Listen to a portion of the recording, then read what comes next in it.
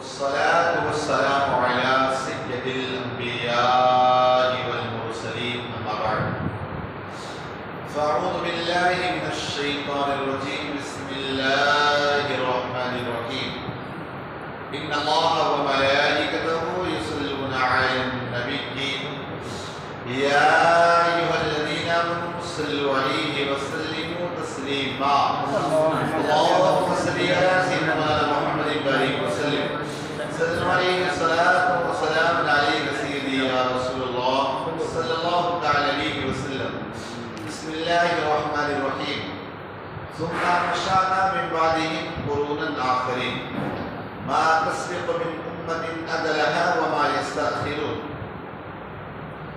پھر ان کے بعد ہم نے اور سنگتی پیدا کی کوئی امت اپنی میعاد سے نہ پہلے جائے نہ پیچھے رہے۔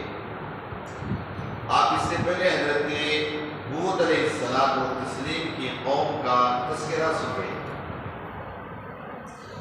اللہ رب العزت کا بے پناہ فضل اور احسان ہے، اس نے اپنے آخری نبی محبوب جناب محمد رسول اللہ صلی اللہ علیہ وسلم کی امت پہ پیدا فرمایا۔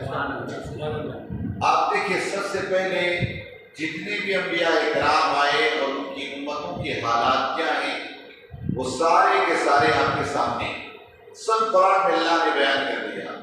موسیٰ علیہ السلام کی قوم کا کیا ہوا، ہود علیہ السلام کی قوم کا کیا ہوا، صالح علیہ السلام کی قوم کا کیا ہوا، شعیب علیہ السلام کی قوم کا کیا ہوا۔ سارے لوگوں کی حرکتوں کو اور ان کے عذاب کو اللہ تبارک و تعالیٰ نے بیان فرما دیا۔ لیکن اب ہماری جو ہے وہ کسی امت کے سامنے نہیں ہے۔ کیوں؟ تو کوئی نیا نبی نہیں آئے گا تو کوئی امت کے سامنے ہمارے معاملات بھی نہیں آئے گے۔ تو اس میں حضرت صالح علیہ السلام کی قوم کا بھی تذکرہ ہوا کہ صالح علیہ السلام و تسلیم کی قوم پر کس طرح عذاب آیا۔ صالح علیہ السلام و تسلیم کی قوم نے حضرت صالح علیہ السلام سے ایک مرتبہ کہا کہ کوئی آپ معجزہ دکھائیں۔ چونکہ وہ زمانہ جو تھا نا وہ پتھروں کو تراش کے ایک سے بڑھ کر ایک چیزیں بنانے کا دور تھا، بہت بڑھیا بڑھیا چیزیں بنانے، پتھر سے ایسی چیزیں تراش کے بنا دیتے لگتا کہ ہو یہ انسان کھڑا ہے یا تصویر۔ اتنا زبردست پتھر پر کام کرنے کا ملکہ حاصل، بالکل انسان کو اگر دیکھ لیا اسی طرح سیم پتھر کے اندر نقش نگاری کر کے اس کی شکل بنا دیں۔ تو اللہ تبارک و تعالیٰ نے حضرت صالح علیہ السلام و تسلیم کو یہ طاقت دی کہ وہ لوگ سب کچھ کر سکے لیکن جان نہیں ڈال سکتے۔ لیکن صالح علیہ السلام و تسلیم نے جب پوچھا کہ تم کیا معجزہ چاہتے ہیں، کہا یہ پہاڑ سے کوئی اٹھنے نکلے اور وہ ہم سمجھ جائیں گے کہ آپ کا کوئی معجزہ ہے۔ صالح علیہ السلام و تسلیم نے اشارہ کیا کہ پہاڑ سے 9 ماہ کی بابر اونٹنی نا ایک اونٹنی نکل کر آئی، وہ کہہ بھی نہیں لیکن قوم نے پھر بھی نہ مانا۔ حضرت صالح علیہ السلام و تسلیم نے اپنی قوم کو بہت سمجھایا۔ چند دنوں کے بعد صالح علیہ السلام کی جو اونٹنی تھی اس نے بچہ دیا۔ اب وہ دودھ جو تھی نا اتنا زیادہ، چونکہ پہلے تو نبی ہوتے نا ایک علاقے ایک گاؤں قبیلہ اسی طرح، یہ ہمارے اور آپ کے آقا علیہ السلام کے ہیں کہ آپ انسان تو انسان نبیوں کے لیے بھی نبی بن کر آئے، یہاں تک جانور شریر پر جو بھی ہیں سب کے لیے آقا علیہ السلام نبی اور رسول بن کر آئے۔ بہرحال تو حضرت صالح علیہ السلام جس آبادی میں رہتے جو 10,000 یا 25,000 کی آبادی کا علاقہ پورے گاؤں میں، اور اس سے ایک کنواں تھا اور باقی کچھ نہیں۔ صالح علیہ السلام و تسلیم نے کہا کہ دیکھو اس ایک دن تم پانی پیا کرنا اس کنویں سے، اور ایک دن صالح علیہ السلام نے فرمایا میری اونٹنی پانی پی، لیکن جس دن یہ پانی آپ نہیں پیو گی، پانی پیے گی نا اتنا دودھ دے گی کہ 25,000 لوگوں کے لیے کافی ہو جائے، سارے کے سارے پینے کے سیراب ہو جائے۔ آپ سوچے اونٹنی سے 25,000 لوگ سیراب ہو گئے، ہے کہ نہیں؟ جانور ہے دودھ دیا سیراب ہو گئے۔ لیکن آپ سوچیں ہمارے اور آپ کے آقا علیہ السلام کو اللہ نے کیا طاقت دیا، ایک پیالے دودھ میں 70 صحابہ کو ملا۔ ایک پیالہ دودھ ہے، ایک پیالہ تو آدمی کے کونے میں جا کر ڈر جائے گا، لیکن حضرت آقا علیہ الصلوۃ والتسلیم ایک پیالے اونٹ سے 70 صحابہ کو پلا دیا. کیوں جناب ابو ہریرہ وہ کیسا تھا جانشی کہ ایک پیالے دودھ سے 70 آدمی کا منہ پھر گیا. سمجھے نا آپ دیکھیے. بہرحال یہ صالح علیہ السلام کو اونٹ کی دودھ اتنا دیتے تھے کہ پورے گاؤں والے پی لیتے. یہ سب چند دنوں کے بعد ان کو شرارت ہوئی. یار یہ ہماری کھیتی بھی تباہ کر کے شیطان آگے سمجھایا. شیطان آ کر سمجھانے لگا دیکھو اس طرح تمہارا یہ پانی پی جاتی ہے، یہ کرتی یہ کرتی، اس سے اچھا یہ ہے نا کہ تم اس کو مار دو. سب سے اچھا صالح علیہ السلام نے سمجھایا کہ اگر تم نے مار دیا نا تو بہت خطرناک عذاب آئے گا اور مارے جاؤ گے. سب تڑپا کے مارے جاؤ. لیکن شیطانی وہ سزا. ایک دن صالح علیہ السلام کہیں گئے ہوئے تھے تبلیغ کے لیے، موقع پائے. صالح علیہ السلام کی لوگ اٹھنے تو اس کی پونچھ کاٹا، یہ کاٹا، آخرکار اس کو مارا.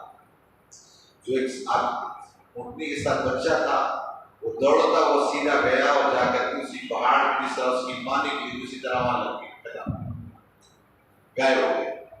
بہرحال مان دیا. حضرت صالح علیہ السلام کو تسلیم آئے اور جلال میں کہا تم نے یہ کیا کیا؟ اللہ کے عذاب کو بول لیا. آیت کریمہ میں اللہ نے حضرت صالح علیہ السلام نے ہاتھوں کو اٹھایا کہ اللہ میری قوم کو تباہ کر. آپ گئے اور چند افراد کو ایمان لائے، جا کر ایک کمرے کے اندر عبادت میں مشغول. ابھی جو دن تھا منگل کا تھا.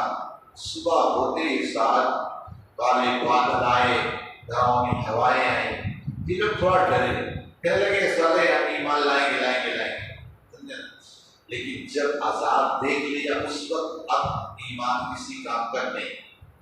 اس طرح کر کے بدھ کا دن نکلا، جمعرات کا نکلا، جمعہ کا نکلا، سنیچر کے دن. اس طرح یہ 3-4 دنوں تک عذاب میں گرفتار ہے. کالے بادل آندھی آتی اٹھا پٹکتی تھی، ان کو گھوسا بناتی تھی کسی کو. اس طرح کر کے اس طرح پر عذاب آتا رہا. اور اس کے بعد صالح علیہ السلام کو تسلیم کے اب دیکھیں کوئی نہ کھانا نہ پینا، وہ اللہ کے ذکر میں مشغول ہیں، بس ان کی وہی خوراک. ورنہ انسان ایک ٹائم کھانا نہ کھائے تو ہاں مچا دیتا ہے. لیکن وہ بند کمرے میں. اور یہاں یہ ساری قوم سنیچر کے حضرت جبریل علیہ السلام نے ایک ایسی چیخ ماری، سارے کے سارے تباہ ہو گئے سب اور وہ قوم ختم. اب صالح علیہ السلام و تسلیم کے پر جو ایمان لائے تھے جو مومن تھے نا، اب وہ باہر نکلے نا، دیکھتے رہتے تھے کہ جو اپنے آپ کی طرح بہادر سمجھتا تھا بھوسے کی طرف پڑا، سب کی لاشیں کی طرف سے پڑی. یہاں تک کہ ان کے گھروں کے اندر کتنے کو وہیں پر دفن کر دیا گیا، کوئی وہیں پر پڑے رہ گئے. اس طرح کر کے ہو گیا. اور جس علاقے میں سارے لوگ تھے نا، لوگ وہاں جایا کرتے. صالح علیہ السلام کو تسلیم کے ارشاد فرمائے وہاں پر جایا گیا. اس قوم پر اللہ کا عذاب آیا. جس قوم پر عذاب آ گئے اور جس جگہ پر آئے اس کے قریب بھی نہ جاؤ، اس لیے کہ اللہ تعالیٰ کی لعنت ہی وہاں برستی، لہٰذا وہاں پر کبھی نہ جائے. تو بہرحال جس طرح حضرت ہود علیہ السلام کی قوم وہ تباہ ہوئی، صالح علیہ السلام و تسلیم کی قوم یہ بھی نافرمانی کر کے تباہ ہوئی. بہرحال ہمارے لیے آج کا پہلا درس یہ کہ نبی کی سب سے بڑا مجرم وہ انسان ہے جو نبی کی توہین کرتا ہے یا اسے نبی مارے. سب سے بدترین انسان. اور کہا گیا نبی کی باتوں کو نہ ماننے میں یقیناً اللہ کا عذاب آتا ہے. اور آج بھی عذاب آئے لیکن بچ جاتے ہیں تو آقا علیہ السلام کی صدقے بچ جاتے ہیں، ورنہ آج بھی اللہ تبارک و تعالیٰ کا عذاب آتا ہے. آپ دیکھیے پہلے جو قوموں کے اندر ایک ہی گناہ تھا، عذاب آیا، ہلاک ہو گئے، وہ سارے گناہ اس امت کے اندر. سمجھے نا؟ آپ دیکھیے پہلے کی امتیں کیا کرتی تھی، وہ ناپ تول میں کمی رکھتی تھی. لیکن آج یہ گناہ ہے کہ بنائیں گے کوئی چیز، لکھیں گے 250 گرام جو آتا ہے 220 گرام ہے، 200 گرام لکھیں گے آتا ہے 180 گرام آتا ہے. یہ کم تولنا نہیں، کیا وہ گناہ یعنی؟ لیکن آج اس عذاب سے بچ رہے ہیں. اس کی وجہ کیا ہے؟ آقا علیہ السلام آج بھی ہمارے درمیان موجود. اللہ نے کہا ہے کہ وہ جب تک ان کے درمیان رہو گے ان پر عذاب نہیں ہے.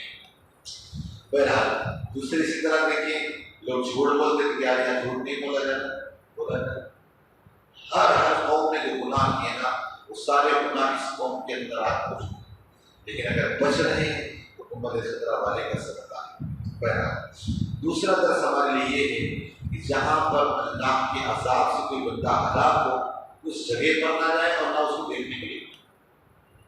یہ اور بات ہے بطور عبرت کے بھی دیکھ لی نظر پڑ گئی بات الگ سی. باقی باضابطہ طور پر زیارت کے لیے جانا یہ اچھی چیز نہیں. اور جس علاقے کے اندر اس علاقے کے اندر بھی نہ جائے.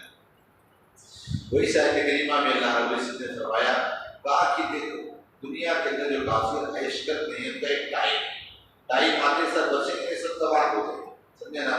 یہ جو آج دوسروں کو اچھے دن دکھانے کے خواب دکھا رہا ہے اس کا بھی ایک ٹائم آئے گا. آپ دیکھیں گے نا ایسی بری موت مرے گا کہیں کیا. اللہ کہتا ہے میرا ٹائم فکس ہے جس کا جو ٹائم لکھا اسی ٹائم آئے کسی کو. لہٰذا پریشان اور گھبرانے کی ضرورت نہیں کہ کیا ہوگا. کچھ نہیں. بس اللہ کا وعدہ ہے تم سچے مومن بن جاؤ میری مدد آتی ہے. اللہ پاک کہنے سے صدا کی توفیق عطا فرمائے. اللہم صلی علی سیدنا